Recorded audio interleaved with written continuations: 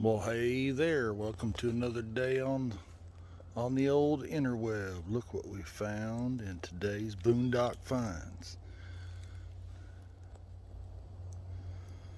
Two old Chevrolet trucks. I don't know what that is. There's another old Chevy. Yeah. We're just finding all kinds of stuff out in the woods today. A couple of square bodies.